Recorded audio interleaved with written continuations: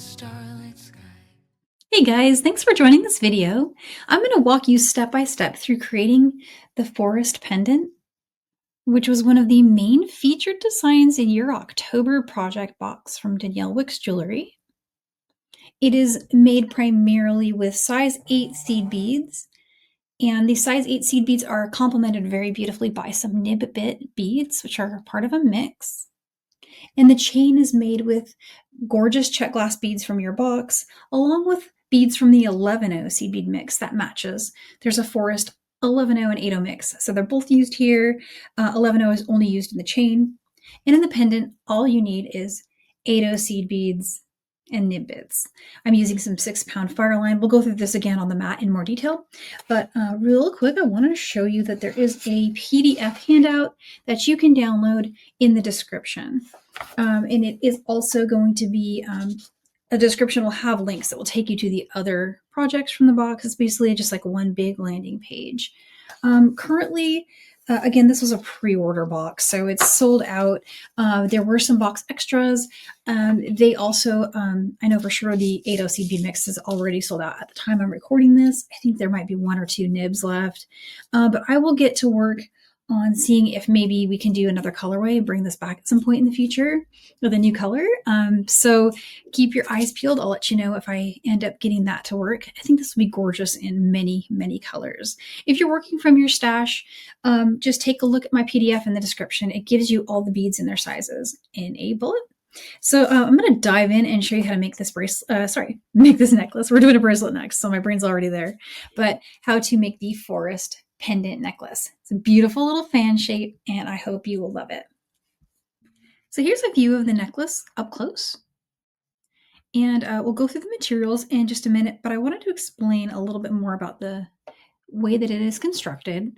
So part 1 of this tutorial, we're going to create the pendant. And in part 2, we'll add a new strand to create the decorative chain. The pendant itself is a square stitch modified, and it uses a lot of thread. Square stitch is a really hungry stitch for thread. So we're going to start with about, when I first worked this one, had a little too much, about 80 inches. I think we can do this with a wingspan and a half. So I think 65 inches maybe, but it's definitely going to consume the thread a lot faster than you expect. So, about 65 inches of thread to start. I'm working with the 6-pound fireline beading thread. And the way that these counts work, it's in the PDF handout, written out in great detail how to do this, but every row is going to be a little different as we get going. It starts out with creating a component using square stitch by doing square stitch in groups of 2. And you see how each one is 2 sets of 8-0 are square stitch on to 2 sets of 8-0. This will make sense as we're working through it. But as you get going, the counts change up a bit. And from there, I switch to a notation that I'm hoping will make sense once you've seen the first 3 rows created. The notation is going to show you how many beads to square stitch to how many beads above. And where it just says, for example, square 3, it means square 3 beads to the 3 beads above. And in cases where it says just nothing but just square stitch 2B, what that means is square stitch to 2 above. And so unless there's a different bead above, which in this case you see square 3 to the nib bit, which is what's happening right here. So unless otherwise noted, you're just square stitching the number indicated to that same number of beads in the row above, and always working in the next adjacent bead to the one that you've worked previously. And we'll work through this whole pendant start to finish together. But after row 3, just for brevity, I would have a lot of illustrations, but it for brevity has switched to notation that will make sense after you've created those first 3 rows. So we're going to work through it together step by step. So this video will support all of that. When we get to the end, like I was saying, we will create the chain in a new way. We'll bring on a new strand through the top row to its midpoint and string the strand, and then come back down, and actually the thread left over from creating the pendant will be used to tie off. So let's dive in. All right, so here's what you're going to need in addition to the thread, which is again a 6-pound fireline and a beading needle. You're going to need your size 8 seed bead forest mix, and you're going to need an assortment of the nib bit colors. That was also the forest mix from your October. So the nib bits here. Don't worry about the colors so much. If you like the colors that I've used, I will indicate them as we work together here, but you can use any color you want for those nib bits. So in the pattern, I just left it silent as far as the color, but if you like it here, it'll be really easy for you to tell which one to add. So I flattened, real quick there, I flattened the end of my fire line with a flat nose plier so that it's easier to thread my needle. And in my case, I'm working with a size 10 beading needle. You can use an 11 or a 12 as well. It'd be fine. Fold over quite a lot. We have a lot of thread when we get started here. And let's create the start component. The start component, if you'd like to see an illustration of that, begins on page 2. And what you're seeing here is the result of having worked this section here. So we're going to string 2A. And color A is our Picasso turquoise, also called Picasso seafoam by some folks. And also, if you would like to use a stop bead, you can. A stop bead can help you just not lose your place in your work. I don't have one on here now, but if that helps you, go ahead and put on a stop bead. And again, leave about a 5-inch tail. You don't need much of a tail. That 5-inch tail is going to be used to tie off our chain later. So there's 2 Picasso seed beads. And nib bit beads have like a candy corn shape, just like this. They have 2 holes. You can see on the side there, 2-hole bead. Where I indicate top, I'm talking about the thin side, and where I say bottom, I'm talking about the wider side. So we're going to string the top hole of a nib bit bead, then 2 of the Picasso seafoam or Picasso turquoise, and then we're going to string the bottom hole of another nib, 2 more beads in the same color. Color A is basically just going to be this whole row, and a nib bit, and then you'll need 2 more of those seafoam beads. So again, string that all down, leave yourself about a 5-inch tail, and that's row 1. It looks just like this. All right, so now we're on row 2. Row 2 starts here at the top of this next page. We're going to start square stitching at this point. We're going to square stitch 2A to the first 2A beads. So again, color A is our Picasso turquoise. And to square stitch, you just pick up those 2 beads and go back through. So when I say go back through, I mean you're going to be passing around and through it in like a circular direction so that when you pull the thread through, you get a loop. See our loop forming here? When you pull to tighten that loop, it'll pop into a square shape. So I guess you could even say it's like a ladder stitch. So now you'll have these 2 beads like that. Next thing you want to do is pass through the 2 you just added and go ahead and continue through the bottom hole of the nib bit. And we're going to have a lot of thread at first. It's a little unwieldy, but we'll be happy to have it as you start getting to the last rows. And I'm going to lower my camera just a little bit. I feel like I'm a little far away for you guys to see. There we go. Okay, so that was 2. We're going to square stitch 2 more. Here's 2 and 2. So again, just going back through the next 2 beads. Watch out for that tail. It's going to be in your way. And so those 2 will sit just like that. And then you turn and head through the 2 you just added and continue through the next nib bit bead.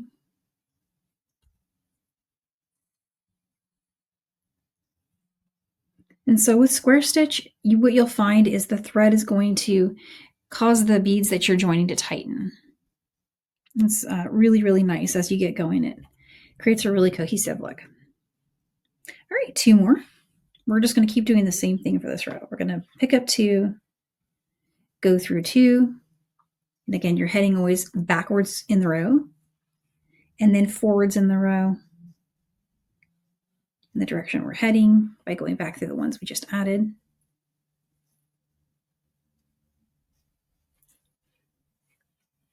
So far we have that. And now we want to go ahead and pass through the next nib. And that's going to bring us right here to the end, at which point you can pull working it tail thread apart and tighten it if you'd like to. So this is what we have so far. And quick tip, this cute configuration right here, if you continued that out as a long bracelet and put a wire guard hin on the end, that's a nice minimalist bracelet design. It's like a little single strand. So just a little tip if you want to do something different. The next part we're going to need to do is almost kind of like an odd count peyote turn. It's the only time in this whole design you have to do anything like this. But it's just to get us around this one spot where we don't have another place to go.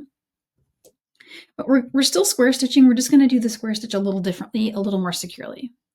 So we're going to pick up our 2 beads and we're going to go back through the 2. So far square stitching is normal, but go ahead and continue also through the nib. So the top hole of the nib bit there. And sorry, I'm just going to move this necklace because I keep setting my mat on top of it. So there we go. And at this point, you can just hold on to that tail thread. So you'll get that. Focus, there we go. And now turn around the nib and go through the bottom hole of the nib. Continue through both of those 2 color A that you added in this step.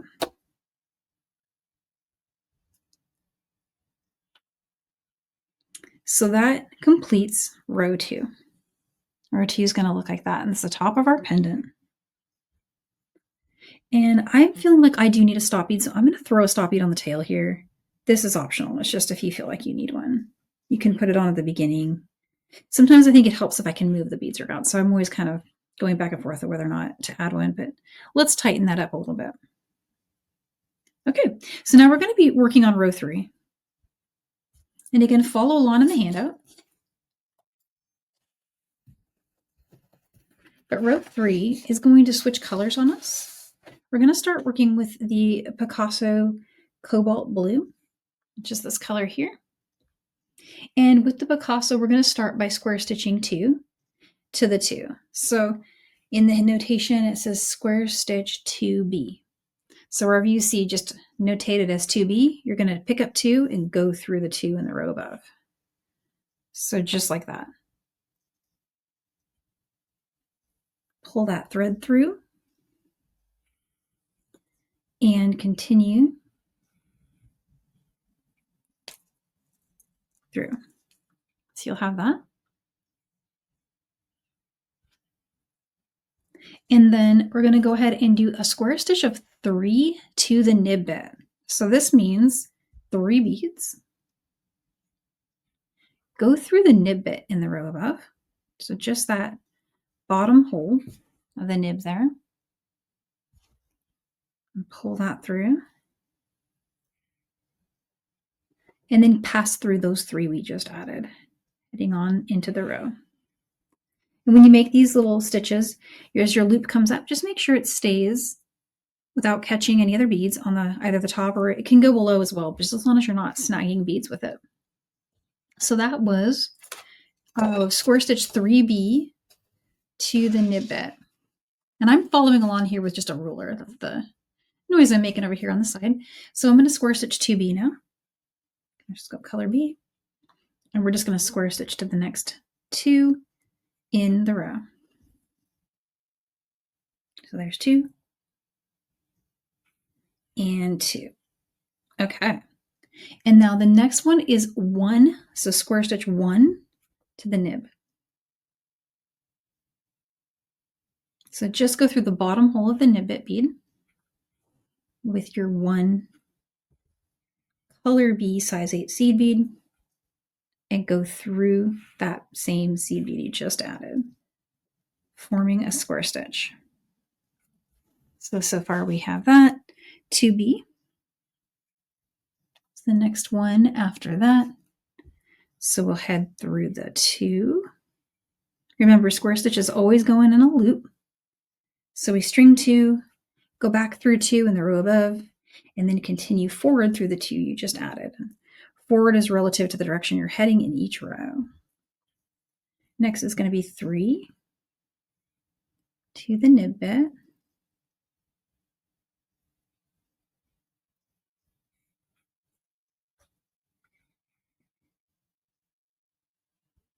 And then through those 3. And then let's end with 2.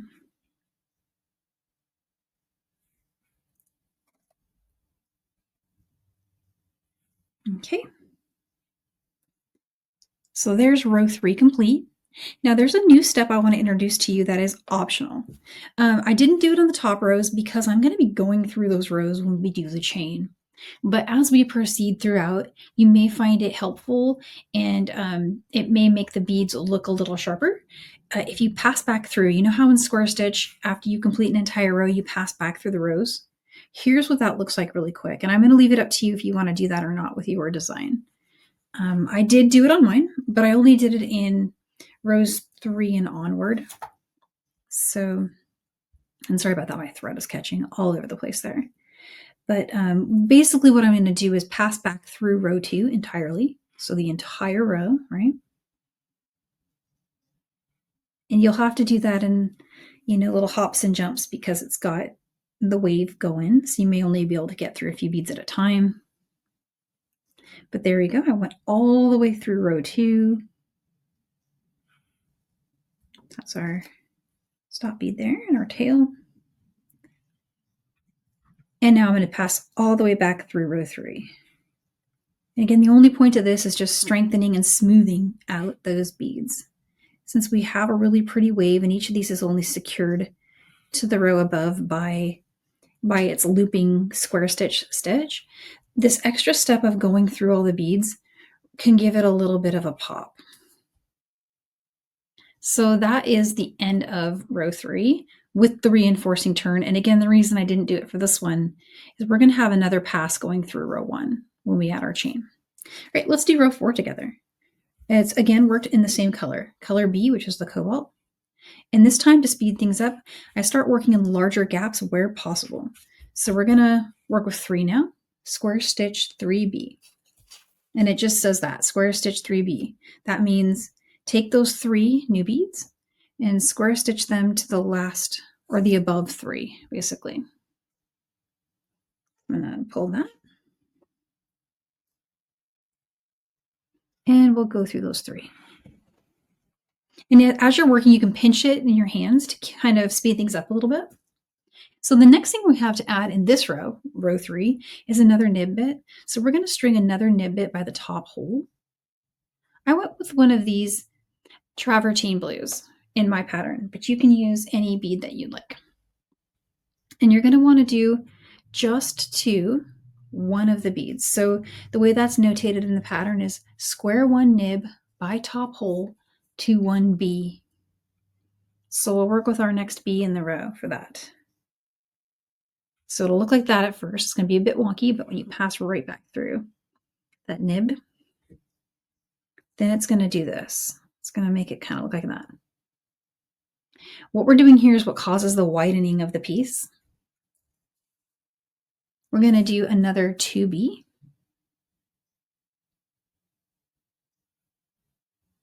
And so use the next 2 in the row that you haven't used yet.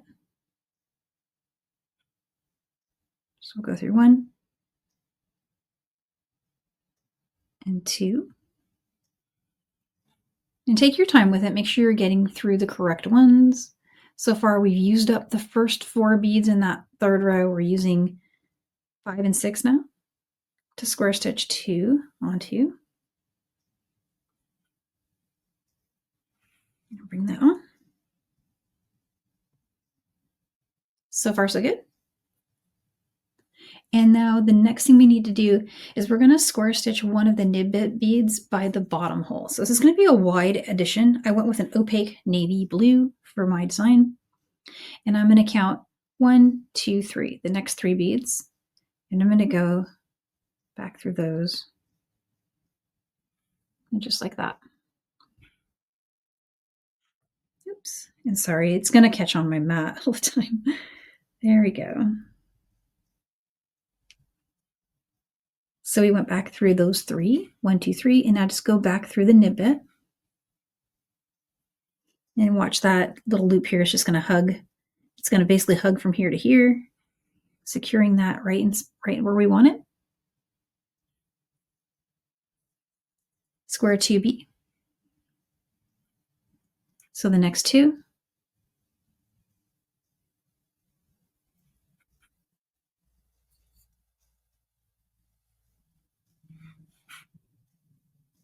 Back through those 2. And the next thing we need to add is another nib. We're going to add that through the top hole. And we're going to square stitch it to 1 bead.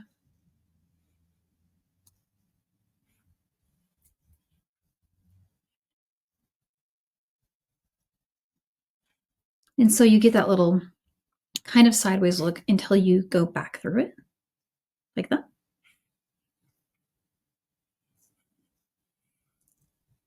Again, keep those loops where you want them. On the ones where you're adding just the 1, you might want to tighten it just a little extra.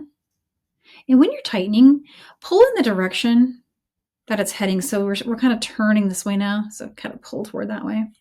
And now we're going to go ahead and square stitch 3. So 3, 1, 2, and 3. 3 to the last 3 in the row.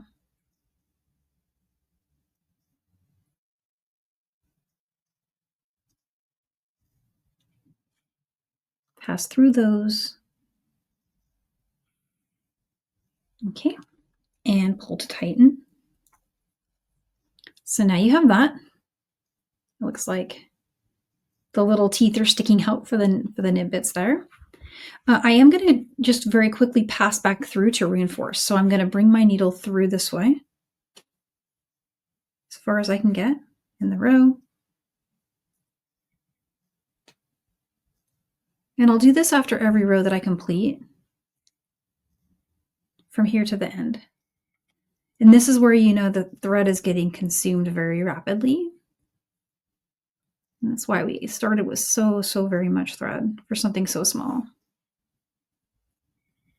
Right, so there's back through that row, and now we just go through this one. And watch how much this tightens and sharpens our work.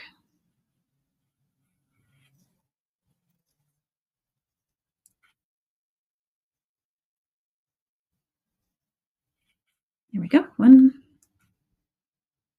I should be able to get through those last ones. Great.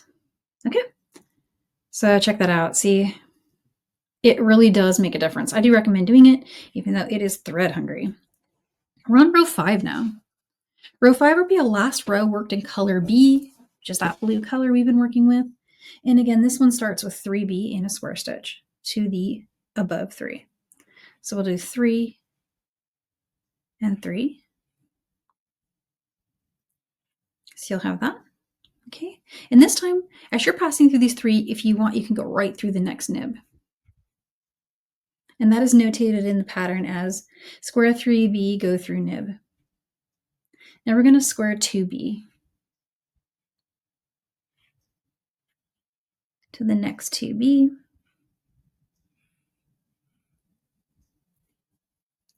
And on the pass through those, we're going to go through the next nib.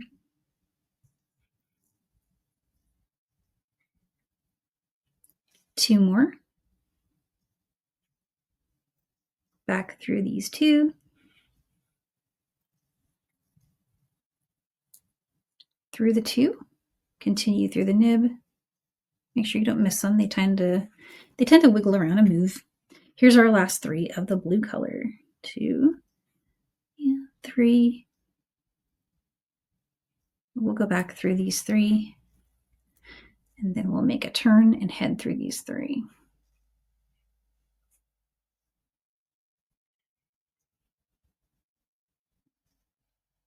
And so I'm going to go ahead and pass through this and back through this. I'll stop the camera because it's a little lot of weaving to watch me do, but just know that I'm going to go all the way through here and all the way back. All right, so now we're on row 6. Row 6 is going to be worked in the copper. So this is a copper lined crystal size 8 seed bead. I'm going to start with 3 of them and square stitch to 3. So 3 to 3.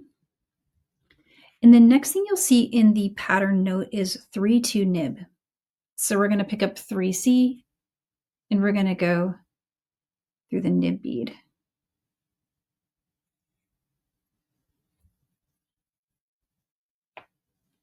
Through those 3. And then it says square 2. So we'll go 2 to 2.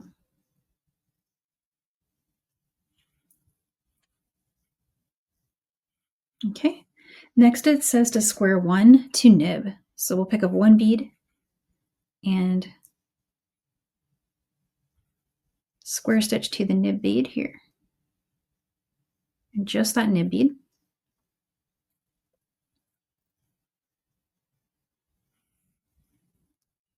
Then we're going to have 2.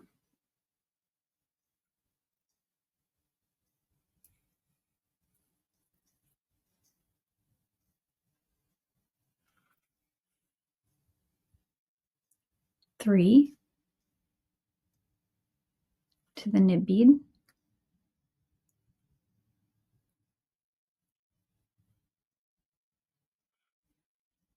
And we will end with 3 to 3 seed beads. 1, 2, and 3 to the 3.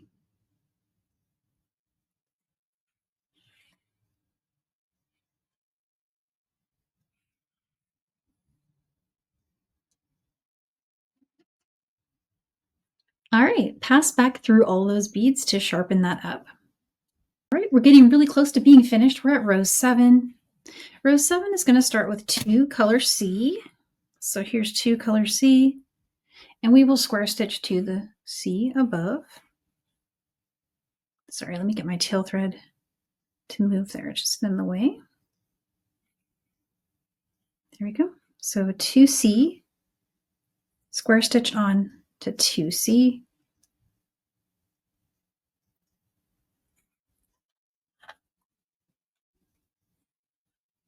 Okay, so there's 2. And then we're going to do 1. So this is an unusual row, and I played with this one a lot. Stick with me for this one. It's the best way to get the nibs to stay. We're going to add nibs in this row. So this was the way I found most secure. So we're going to, and also the most smooth looking. So 1 bead now, 1 to 1.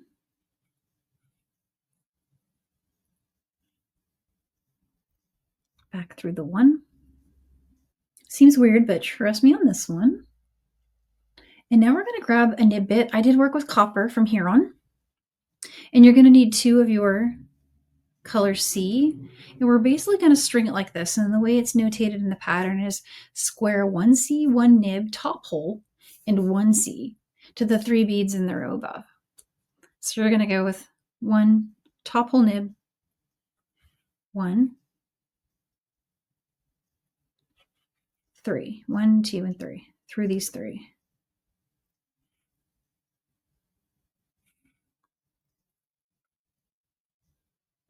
Pass back through those 3. So that'll be the seed bead, the nib bead, and the seed bead. And this is going to get a little loose on you. You can tighten here and then bring that needle through while pinching everything. Pull up in this direction. So kind of in this direction for tension. So we've done that. Now we're just going to do 1C to the next bead. So you want to string that bead and then just go back through the next one in that row. Turn and head through the one we just added. And again, I'm pulling kind of an upwards direction toward our arc here. So that was 1. Now we're going to do the bottom hole of a nib bead, and we're going to square stitch that to 3 beads in the row above. So string one of the nibs this time through the bottom hole. And take a look at what we have here. We have 1 and 2 and 3. So we're going to go through these 3. Basically the next 3 beads in that row.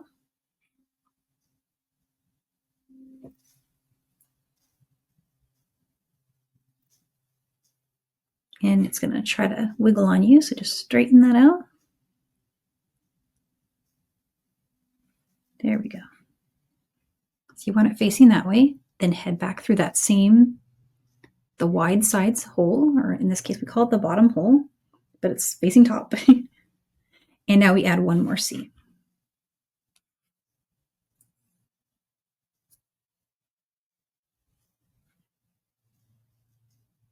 And that would be to the next bead in the row.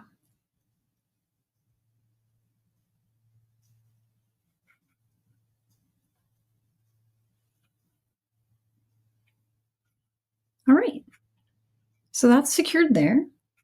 What we have left to do, sorry about that, this time it was my watch pulling the thread. It's all over the place today.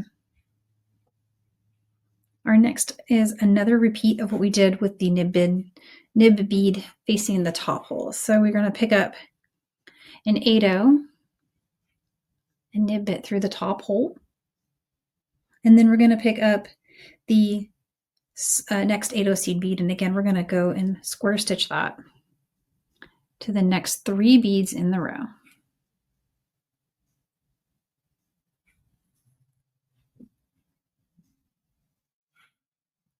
We'll head back through those.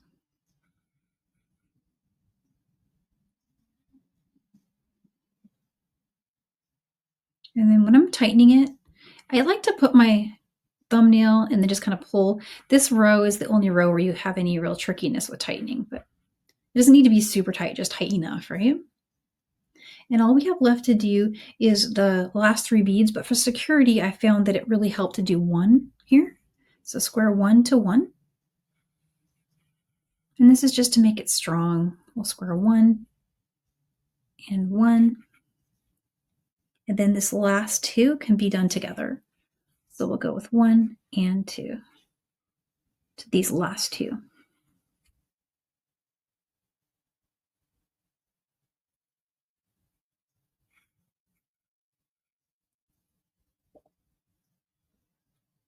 And there it is.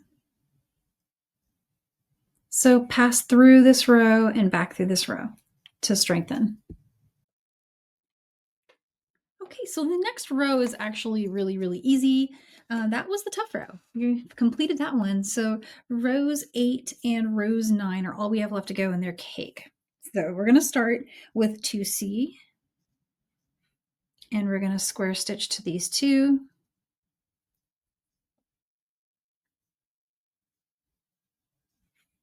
Okay, and then another 2. I broke those up into 2 because it just makes it a little stronger, and it keeps the curve, right? You've got a good little flowy curve going on. Now, when you pass through these 2, you can go through the next nib.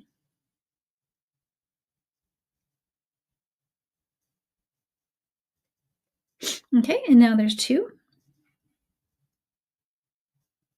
Pick up 2, go back through 2. Pull that tight. And then when you pass through these 2 here that we just added, you can continue through the bottom, or sorry, in this case it's the top hole, but it's upside down, of the next one. I'm going to need a few more beads. Let me grab a few here. Just working from my mix. 2 more.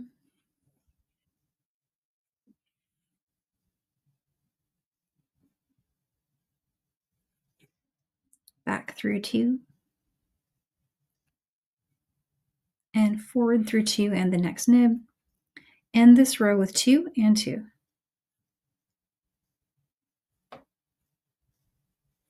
There's 2 and 2.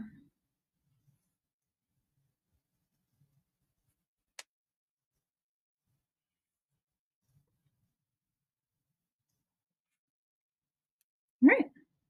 And again, for strength, go ahead and bring your thread through and back through. There it is after being reinforced back through. And you can see, look at our thread. It's getting short. It really does consume that thread super, super fast. Good news is we're on the last row. So the last row is going to be all color D, which is this really pretty matte transparent topaz. Sorry about the focus there. Okay, so start with 2, square to 2.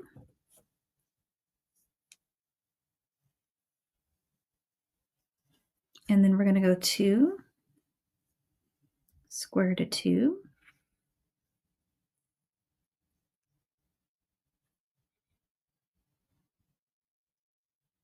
For the next one, you're going to need 3. 3, square to the bottom of the nib bead.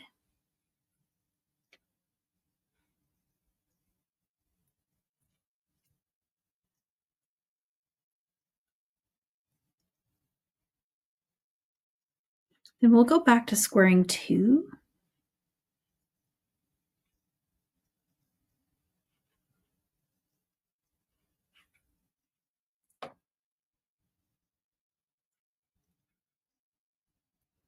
And the next one is just going to be 1D to the nib, which is pointing down. So it's 1, 2, 1.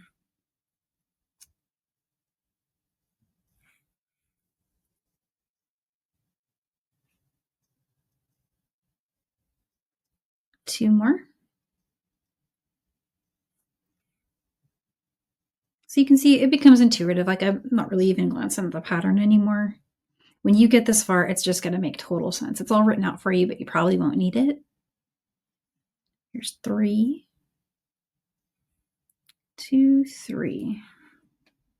You also can probably get the idea of how to feel your way through if you wanted to make this even bigger, the fan. You could keep going. So we're going to end by 2 and 2. So we'll go 2 through 2.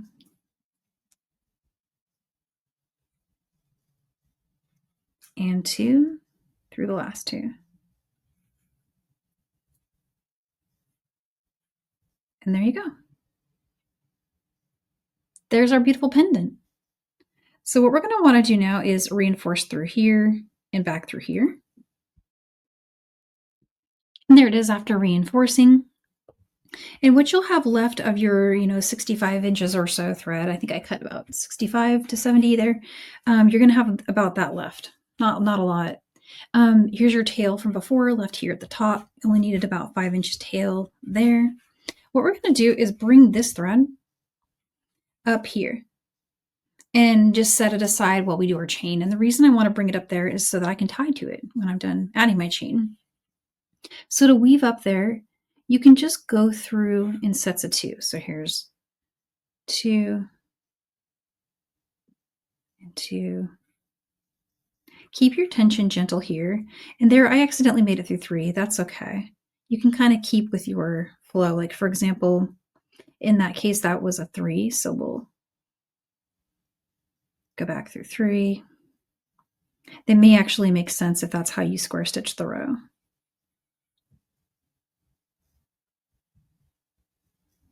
And they're almost there, so we'll go through 2. And if you end up going through the nib, that's okay too. That's all right. If my needle wants to do that, turn and head this way. All right, I'm going to go ahead and pull the needle off now and remove my stop bead. I don't need that anymore. All right. So there's the pendant. We've got our tails right where we want them. I'm going to scoop up my size 8 seed bead mix and I'm going to grab a couple of new things here. I need to get 11 seed beads. And so here's my 11 forest mix. I also need to get more fireline. So the fireline I'm using again is still 6 pound. And what I'm going to do for my chain is I've decided I want my necklace to be 18 inches. So I'm going to cut double that amount. I'm going to go ahead and cut 36 inches or so plus 4. And the additional 4 is for maneuvering and tying in and weaving in. The weaving in is not going to be extensive. We're just going to tie off to these and then go through a few beads on either side. But in general, just go with a length that you think would work for your necklace and double that length. So if you want to wear it at 18, you need 36, just for example, and trim that. And let me grab my pliers really quick to flatten the end. While you're here, go ahead and flatten both ends. You're going to be putting a needle on both ends of your thread.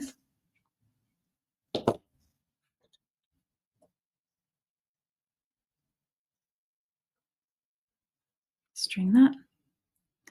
Bring that thread through the top row. Go through the whole row.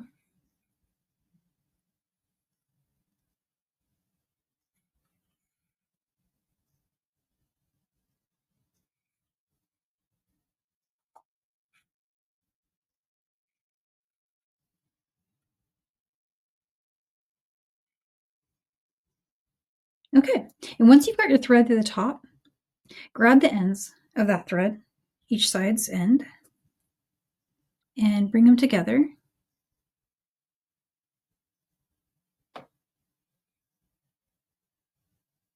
So that they match, and then you can leave your needle on it. Just make sure you're holding the ends, right? Pull so that it's at its midpoint. Try to ignore the tails. They'll get a little confusing for now, but basically that's at the midpoint of the thread I just added. I'm just going to travel down here and show you my other side of my hand. So you've got those there, and I've got that there. From here, we're going to string a beautiful chain design. Now I do have a sample worked ahead, so you don't have to watch me string. But let me go ahead and show it to you. I have a pattern that looks like this. And that pattern has 3 seed beads and then a check glass bead. And I kind of alternated the colors in an up-down ombre. So it starts with 311 and it goes to a 6mm. It's actually a 5mm fire polish, forgive me. And then I switched to the cobalt, rondelle, topaz fire polish. Here's the white. And then I did a different color fire polish. That fire polish comes from the bead strand. So if you remembered this one here that came with your kit, we're using these for that. And then we're going to also be using these and these. And so as I went along, I started adding the really beautiful interest beads. And so if you like this pattern, in the handout, I took a very good picture of it and made it like almost the entire page in size so you can copy it. I want to show you how to do this end right here, because this end is part of the important part. So let me clean up my mat just for 1 second. And I'll show you how to do the ends. And go ahead and pop a needle on your thread if you don't already have one. Mine just fell off, so 1 second.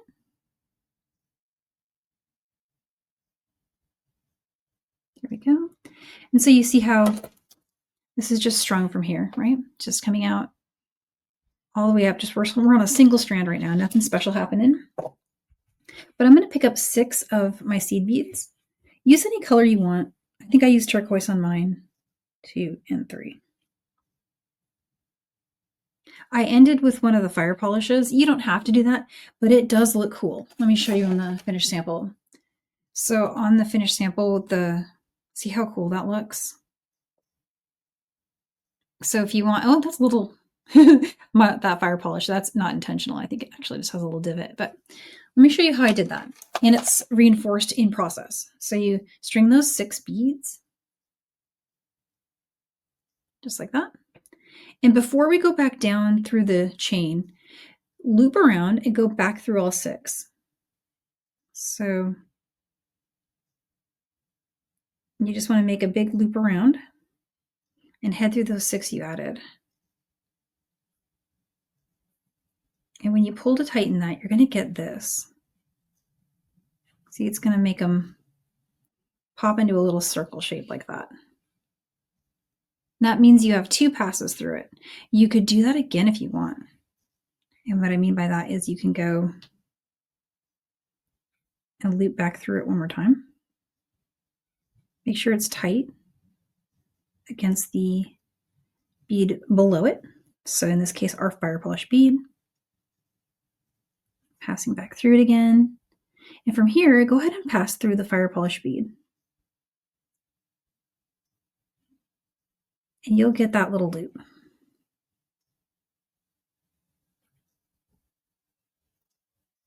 And it's just big enough to put a jump ring through. And we'll do that at the end. But from here, all you need to do is pass through all these beads.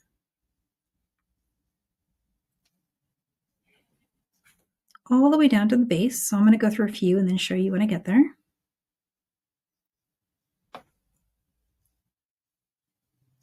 So keep traveling like that all the way down until you reach the pendant. So travel all the way down into the spot where you'll meet your tail, and just double check before you do this next step. Hold your chain up and glance at it. Make sure you didn't miss any of your seed beads. And once you're happy with how that looks, bring it down to meet the tail thread that we left. So remember how we wove both of those little tails up? You can tie a double knot with those tails.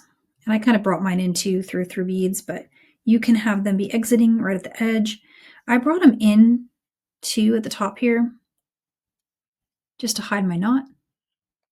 And after you tied a double knot, go through a few beads with both ends of your needle. So on that side, we'll go through that way. And then with this one, this was the tail that I left to tie to. I might just pass it back through these.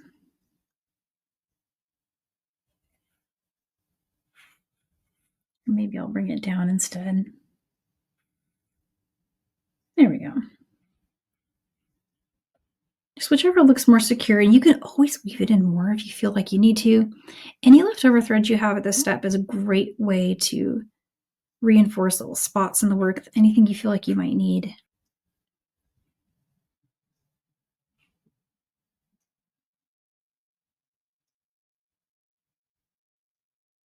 Go through a few beads, wherever you feel like is a good spot to trim. And then you're just going to want to repeat that on the other side, using the thread that you had on the other side from adding. I like to use a thread burner to finish my work. So wherever you've got those tails ending up, you can just tie off. And there you go. So once you've got all that good, go ahead and put the binding on. So just open up those jump rings and attach that to the top of your design. I made a little chain on both ends, so I thought that looked really neat. And that was how I did it. All right, here it is again, just to get another look at it. I hope this tutorial was easy to follow. If you have questions, always reach out. It's really beautiful to wear this necklace with any outfit, even just a good old t-shirt like I've got going here. I think it has a really cool look. Let me just show you if I can get it centered. I'm so bad at centering things on myself. But this does definitely has all of the fall vibes. And I do love a good fan necklace. I think that it's a shape that I really enjoy in jewelry. So fan shapes, I feel like they go a long way. Here's a little better light for you. They go a long way for fashion, I think. And this is going to be something different that like not a lot of people have. So I hope you love it. I hope you love your box, and I will catch you for the next video. Bye for now.